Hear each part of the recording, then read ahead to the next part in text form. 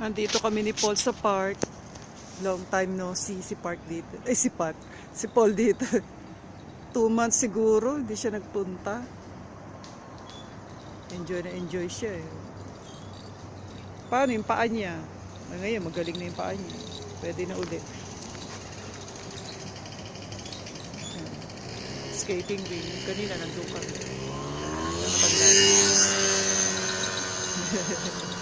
Ang matanda dito, nakakalakwatsa. Ganun ang motor. So, hindi nakikita si Paul. Pag nakita si Paul, lalapitan. Palapin yung koko na eh. Paul, ay, Paul. Ayun o, aso. Kita niya. Hindi niya lalapitan yan. Takot yan. Ayun, malis na eh.